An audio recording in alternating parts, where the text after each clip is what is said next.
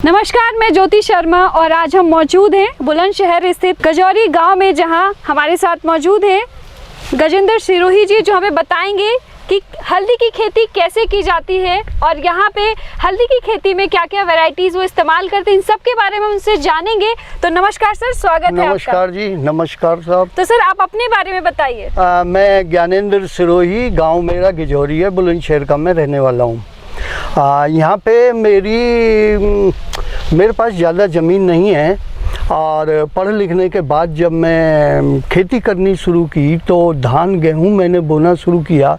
मैंने उसमें देखा कि मुझे कोई अच्छी बचत नहीं होती थी, तो मैंने सोचा मैं कुछ ऐसा नया करूं जिससे मैं अपने बलबूते पैसा कमा सकूं।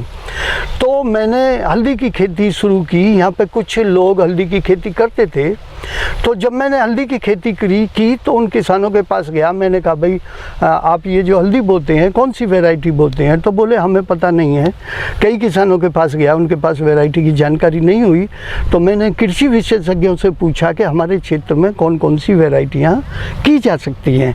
तो मुझे पता लगा कि मुजफ्फरनगर में एक रोमा वैरायटी है, वहाँ की स्थानीय वैरायटी है, उसको मैंने ला के बोया। काफ़ी अच्छा उसमें पैदावार आई। तो अभी सर आपने जो हल्दी लगाई है ये रोमा वैरायटी है? ये रोमा नहीं है, ये तो मेरी काफ़ी बाद में आई है। रोमा से बाद में तो मैं तिरहुत एग्रीकल्चर यूनिवर्सिटी डोली समस्तीपुर बिहार से राजेंद्र सोनिया वैरायटी लेकर आया था, उसको मैंने लगाया। और प्रभा, रश्मि, कृष्णा, पंतनगर से, पूसा से मैं वैरायटियाँ ला के मैंने बोई। तो जब मैं कई वैरायटियाँ बोने लगा तो मेरी वैरायटियाँ वो आपस में मिक्स हो गई। तब मैं ये बल्लभ शरद, अच्छा, ये जो अभी आपने लगाया ये वैरायटी है बल्लभ शरद, मेरठ कृषि विश्वविद्यालय से मैं लेके, और ये फाउंडेशन सीड उन्होंने दिया था। मैंने इस साल इसको लगाया है, इसको आगे मैं अगली साल करूँगा। तो इसका सर पर्टिकुलर सीजन क्या होता है ये हल्दी लगाने? क्योंकि सर ये देखते हैं ना कि हल्दी हर किसान नहीं लगाता, एक पर्टिकुलर एरिया होता है कि हाँ यहाँ पे सिर्फ हल्दी की खेती हो। जैसे उत्तर प्रदेश में कहा जाता है यहाँ गन्ने की ज़्यादा खेती की जाती है, तो उसी तरीके से हल्दी का स्पेशलिटी सर जैसे जगह होती है कि पर्टिकुलर यही जगह पे हल्दी होने, लेकिन शायद आपने कुछ यूनिक फार्मिंग टेक्निक अपनाया है और यहाँ पे हल्दी की खेती की है। तो सर इसको लेकर आपका क्या राय है? हल्दी की खेती, हल्दी की जो बोने का समय है हमारे इस पश्चिमी उत्तर प्रदेश में 15 अप्रैल से 15 मई तक इसको बो देना चाहिए। मेरी ये सघन बागवानी में है, इसमें मैंने मूली बोई थी, भिंडी बोई थी और हल्दी है, और इसके साथ साथ मैंने अमरूद में इसमें बोया था। लेकिन जब मैं खुले में बोता हूँ तो इसको बोने का जो तरीका है मेरा, आलू बोने वाली मशीन से मैं इसको बो देता हूँ और आलू ही खोदने वाली मशीन से मैं इसे खोद देता हूँ। 15 अप्रैल से 15 मई तक इसका बोने का टाइम है। और इसमें जो सिंचाई है, इसको बोना उस जगह नहीं चाहिए जहाँ पे जल भराव बरसात में होता हो। जिस जगह जल भराव होता हो अगर उस जगह बोते हैं तो उसकी गुणवत्ता बहुत ख़राब आती है। हमें इस चीज़ का ध्यान देना है कि इसके लिए दोमट बलुई मिट्टी हो तो बहुत अच्छा पैदावार ये देती है। और इसमें आमतौर से कोई कीट रोग नहीं लगता है इस वैरायटी में। दूसरे यहाँ जो नीलगाय, सुअर और छुट्टा जानवरों की जो समस्या है, इसमें कोई भी जानवर नुकसान नहीं करता, क्योंकि इसमें ऊपर कोई फल या वो नहीं आता है, इसलिए पक्षी का भी इसमें नुकसान नहीं होता। बड़ी मजबूत ये खेती है। और इसके अलावा बोने के बाद इसको हार्वेस्ट करने का जो टाइम है वो फरवरी का लास्ट और मार्च के आसपास। तो सर लगभग कितना महीने का? लगभग 9 महीने की फसल है। का पूरा कितने? 9 महीने की फसल है ये। और 9 महीने बाद इसे हम खुदाई कर लेते हैं। खुदाई करने के बाद इसको पानी में उबाल लिया जाता है। इसको मैं पहले पानी में ही उबालता था, लेकिन पानी में उबालने में क्या होता है कि जब पानी में उबालते हैं तो इसका जो सूखने का टाइम है वो 20-25 दिन और 1 महीने तक हो जाता है। वो समय एक ऐसा होता है कि कभी कभी बारिश भी आ जाती हैं। हल्दी अगर भीग जाए और ज़्यादा टाइम तक पानी में रहे तो इसकी क्वालिटी इतनी अच्छी नहीं होती है। ऐसा ही मेरे साथ भी हुआ था। उसके बाद मैंने कुकर बनाया, स्टीम कुकर बनाया। 5 कुंटल हल्दी एक बार में उस कुकर में आ जाती है और एक बार में मैं 5 कुंटल हल्दी तैयार कर देता हूँ। और स्टीम से हल्दी तैयार करने में मात्र 3 से 4 दिन में वो सूख जाती है।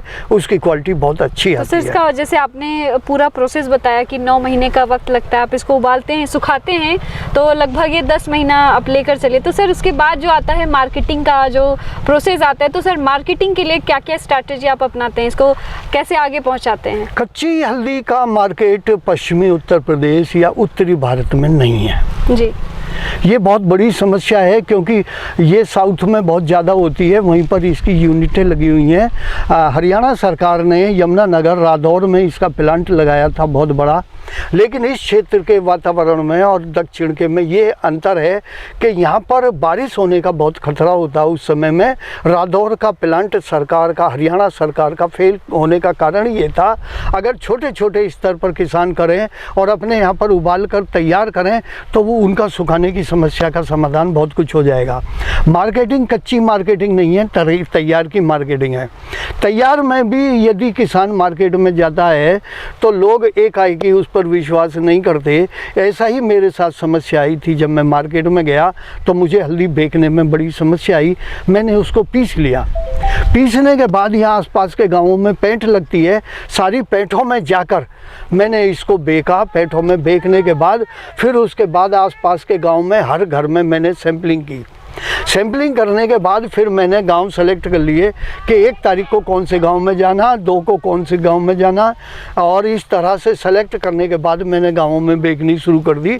अब मेरी सारी की सारी हल्दी मेरे ही बलबूते बिक जाती है। वैसे इसको आगे करने के लिए अगर आप हल्दी की खेती करते हैं तो सीड का उत्पादन करें, तैयार करके बेचें, पीस के बेचें।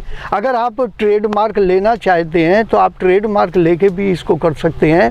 फूड सेफ्टी स्टैंडर्ड इंडिया उसमें लेके आप रजिस्ट्रेशन करा के आप पैकिंग करके भी मार्केट में बेच सकते हैं। तो सर जैसे मार्केटिंग का ठीक है, फिर सर जितना आपकी इसमें लागत लगती है इसको लगाने में, क्या उतना मार्केट से आपको रिटर्न मिल जाता है? कृषि के अंदर जी, किसान जो पैदा करता है वो रॉ मटेरियल पैदा करता है। रॉ मटेरियल चाहे वो गेहूं हो, चाहे हल्दी हो, कोई भी चीज़ हो, अगर रॉ मटेरियल किसान बेचता है तो उसको फ़ायदा नहीं होता है। प्रोसेस करके अगर वो बेचेगा तो कोई भी फसल ऐसी नहीं है जो उसका नुकसान हो। हल्दी मैं नीचे स्तर से तैयार करके और पीस के मार्केट में निकालता हूँ। कृषि विभाग वाले और बुलंदशहर के अधिकारीगण, बैंक के मैनेजर, सभी लोग मेरी हल्दी खाते हैं, तो मुझे कोई समस्या मार्केटिंग में नहीं आती है। तो सर जैसे इसमें कीड़े वेड़े लगने का भी कोई हल्दी में कोई कीड़ा नहीं लगता है, ना कोई बीमारी लगती है। कुछ वैरायटियों में लीफ स्पॉट, पत्तों पे अगर आप देखें इस तरह के कुछ धब्बे आ जाते हैं, ये जो धब्बे हैं ये आ जाते हैं। अगर ये आ जाए तो ये अक्टूबर के महीने में आते हैं। अगर आप रासायनिक खेती कर रहे हैं तो कॉपर ऑक्सीक्लोराइड का स्प्रे कर दें, 15 दिन बाद दोबारा कर दें तो ये ख़त्म हो जाता है। तो सर जैसे हल्दी की भी डिमांड अभी अगर देखी जाए तो मार्केट में ज़्यादा है, लेकिन सर आपने ये चैलेंज क्यों चुना कि हाँ मुझे हल्दी की भी खेती करनी है? जैसे बहुत लोग तो सब्जी वगैरह फल की करते हैं, धान गेहूँ उगाते हैं, लेकिन हल्दी के लिए बहुत कम किसान से सोचते हैं। तो सर आपने ये चैलेंज एक्सेप्ट करने के लिए सर आपके क्या मन में आया, क्या विचार आया? मेरे खानदान में कृषि विभाग से भी बहुत लोग रहे हैं। मेरे पिताजी खुद कृषि विभाग जिला कृषि अधिकारी थे। उनका कहना ये था कि खेती में आपको तभी फ़ायदा होगा जिसको आम लोग नहीं करते हैं, उस खेती को करें तो आप पैसा कमाएंगे। जैसा आलू में मैं करता हूँ, जिस साल मार्केट में आलू का रेट बहुत डाउन होता है उस साल मैं आलू बोता हूँ, और जिस साल बाज़ार में बहुत तेज़ रेट होता है आलू का, बहुत किसान बोते हुए होते हैं, मैं नहीं बोता हूँ। हल्दी चूँकि इस क्षेत्र में किसान नहीं बोते हैं, साउथ में बोते हैं, और साउथ से यहाँ तक आते आते हल्दी बहुत महंगी हो जाती है। अगर मैं यहीं बो के हल्दी तैयार करके बेचूँ तो वो सारा का सारा बेनिफिट मुझे मिलता है, इसमें घाटे का सौदा होता ही नहीं है। तो thank you so much sir, आपने हमें हल्दी के बारे में बहुत कुछ चीज़ें बताई हैं, क्योंकि बहुत ऐसे किसान हैं जो हल्दी की खेती करने के लिए सोचते हैं कि इसकी खेती कैसे करें, तो इन्होंने बहुत ही कम समय में बहुत ही अच्छी तरीके से हल्दी की खेती की है। तो thank you so much sir हमसे बातचीत करने के लिए और इतनी सारी जानकारी हमसे शेयर करने के लिए। Thank you so much.